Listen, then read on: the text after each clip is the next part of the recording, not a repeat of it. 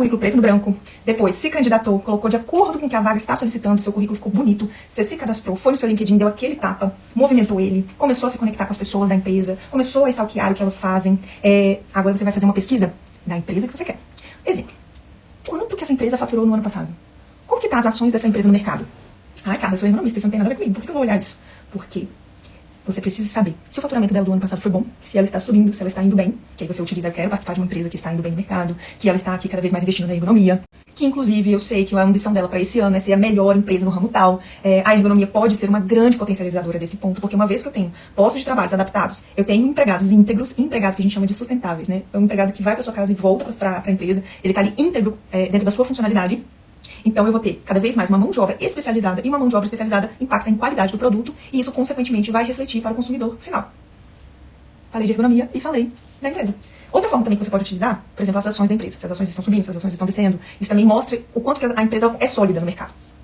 Então vamos recapitular. Você foi lá, currículo preto no branco, colocou a descrição da vaga dentro da sua experiência, se candidatou, foi no seu LinkedIn, deu aquele banho de loja. Foi lá, conectou com as pessoas chaves, com as pessoas certas. Verificou o que elas andaram postando. Utiliza isso como insumo. Anota, coloca. E aí agora, você estudou o mercado financeiro, você viu lá como que está essa empresa posicionada entre as melhores para se trabalhar. Você realmente entrou numa imersão dentro da empresa e você agora sabe aonde que ela está. Pega esse insumo também. E aí, você foi chamada para uma entrevista com a recrutadora. E aqui tem que acontecer um primeiro encanto. Provavelmente a recrutadora não sabe de ergonomia. Ela não vai entender da técnica. Então não adianta você falar, porque no item 1.7, não sei lá, da NR17, fala que tem que ter pausa. Ela cagou pra isso. Ela não quer saber disso. Ela quer saber sua desenvoltura, ela quer saber como você se vende, ela quer saber como que você fala. Ela tem que sentir em você que você é diferenciado. Então, se você ficar lá, eu trabalhei na Fiat, aí lá na Fiat a gente tinha gestão ergonômica, né? A gente fazia as análises ergonômicas. Nossa, me dá até pânico. E é por isso que tem recrutador que termina em 2 minutos, porque ela não sentiu uma conexão com você.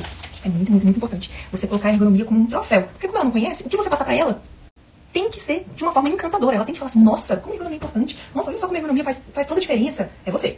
Esse papel é seu, de encantá-la na temática. Lembre-se, ela não sabe de ergonomia, ela não tem tempo pra ficar lendo NR17, pra saber ali na vírgula, no detalhe do item que você sabe. Não. Ela vai querer saber assim, tô vendo lá que você colocou sua experiência na Whirlpool, né, do ano tal. Me conta um pouco mais sobre esse momento na sua carreira. Aí, nossa, foi um momento realmente que eu me aprofundei muito na temática de ergonomia. Foi onde eu tive a oportunidade de me relacionar diretamente com o diretor da planta, na apresentação do mapeamento ergonômico, no qual eu captei uma verba, um investimento para a adaptação dos postos de trabalho de 27 milhões. E em 1 ano, a gente conseguiu implantar todas as ações do nosso plano de ação. O que é o plano de ação? O plano de ação ele vem logo após a minha análise ergonômica. Então, eu fiz o mapeamento do risco, eu criei um plano de ação, eu preciso de investimento. Se eu não tiver um poder de convencimento com esse diretor de que isso é importante, esse plano se perde. Então, é muito importante nessa etapa que ele esteja engajado com o tema. E é meu papel de mostrar a importância disso. E foi muito importante nesse momento da minha carreira, quando eu consegui mostrá-lo, sensibilizá-lo e captar um investimento acima do que eu tinha orçado. 27 milhões dentro de 5 anos no plano de diretor, para a gente conseguir reduzir o risco crítico de uma linha de montagem que é considerada linha modelo. Percebam na minha fala anterior. Percebam que eu expliquei pra ela que começa com uma análise ergonômica, depois passa para um plano de ação, não termina nesse plano de ação porque eu preciso de dinheiro, eu preciso falar com o diretor, eu tenho que convencer esse diretor. Eu mostrei pra ela como funciona as etapas da gestão. Então, ela que é leiga, ela entendeu como que funciona essa gestão e ela parou e falou assim, essa menina entende. E ela também percebeu que eu tenho poder de convencimento, de que meu relacionamento não fica ali no nível baixo só com o operador, meu relacionamento também vai transitar na cadeia superior ali da empresa, e que eu consegui resultado. Não adianta você ir pra uma entrevista sem resultado. Você vai ter que levar resultado sim. Gente, tenham em mãos o seu currículo. Quando você marcar ali com ela o horário, o dia, pra fazer essa entrevista, tenha o seu currículo em mão. Porque às vezes você vai lá e coloca firula no currículo e tal, e aí ela te ligou e você tá ali, se ela vira e fala assim, nossa, tô vendo aqui que você colocou tal coisa. Aí você fala, putz, o que era isso mesmo que eu tinha colocado? Muito importante. Vá preparado. Coloque o seu currículo do seu lado, porque quando ela falar, você já tá ali dentro do contexto e você já entra. É muito importante que esse tipo de coisa de parar para pensar não passa segurança. Por exemplo, aí, né, sabe? Você entendeu? Nossa, esse tipo de coisa dá preguiça na entrevista. Outra dica. Ela no final ela sempre vai perguntar, você tem alguma dúvida? Você quer saber alguma coisa? Não adianta você perguntar coisas da área técnica. Isso pra ela não vai saber te dizer. Por exemplo, como que é a rotina de DSS, ou em outras empresas falam DDS, na empresa? Ela não vai saber disso. Ela vai saber de benefícios, de horários, do que tá ali na organização da empresa.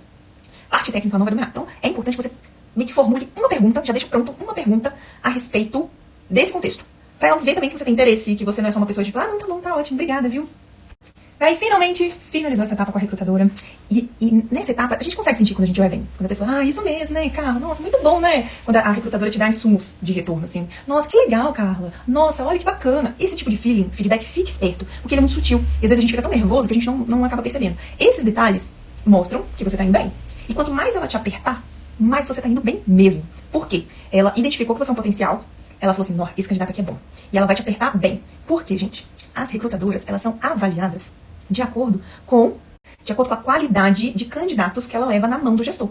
Ou seja, quando o gestor avalia os candidatos que ela selecionou e ele fala, nossa, não gostei de nenhum, volta pro processo, ela perde ponto. Então isso pra ela é muito ruim. Então quanto mais o gestor gostar das opções que ela leva, melhor é a classificação de performance dela.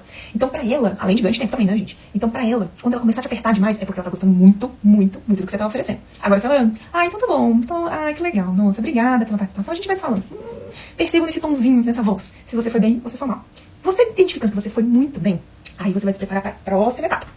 Aí nessa etapa aqui, você não tá falando para uma pessoa leiga, que é o caso da recrutadora, que ela não sabe nada de ergonomia. Provavelmente você vai começar com o seu gestor. E o gestor minimamente vai saber alguma coisa de ergonomia. E provavelmente ele vai conhecer muito mais problemas. Problemas que ele não está conseguindo resolver porque o antigo ergonomista não conseguia trazer soluções para ele. Então isso ele vai saber. Exemplo, ele queria que finalizasse o ano de 2025 com 100% dos postos de trabalho mapeados. E o ergonomista anterior não fez nem 10%. Então isso para ele é uma dor. Ele pode nem saber o que é uma análise ergonômica do trabalho no detalhe, mas ele vai saber de gestão. E ele vai saber de resultado. E esse ergonomista não estava dando resultado para ele. Então, nessa etapa, você tem que estudar mesmo. E sabe aquela coisa de ensaiar na frente do espelho várias vezes?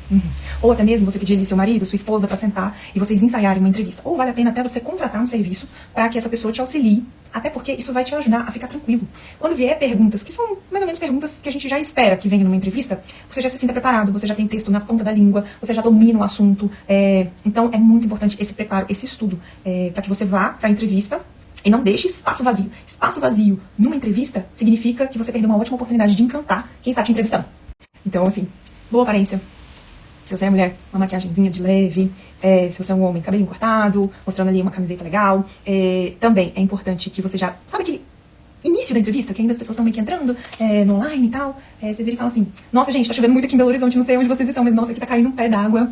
Aí você já vai dar um contexto. Aí a pessoa vai falar assim, é mesmo? Nossa, eu sou aqui do Rio de Janeiro, aqui tá um sol. Aí você fala, nossa, amo o Rio de Janeiro. Gente, que cidade maravilhosa. Aí você encanta a pessoa. Quanto mais você elogiar, mais você vai trazer encanto. Mas não é de forma falsa, é uma coisa que é genuína. Se você realmente gosta do Rio de Janeiro, utilize esse gancho pra você encantar essa pessoa. E esses minutinhos iniciais da entrevista fazem a diferença. Quando você quebra o gelo, aquela tensão, e você já mostra ali um sorriso, você já mostra ali com a pessoa, simpatia, rola uma conexão, aproveita, porque aí você já tem grande parte a favor, ao seu favor. Então você utiliza isso para você desembolar toda a sua entrevista dentro desse contexto. Um contexto positivo, um contexto simpático, um contexto esperto, um contexto inteligente, um contexto que tem domínio e técnica. É importante você ter esse feeling durante essa entrevista. E pessoal, eu queria muito que a gente tivesse mais trocas, né, durante aqui o processo.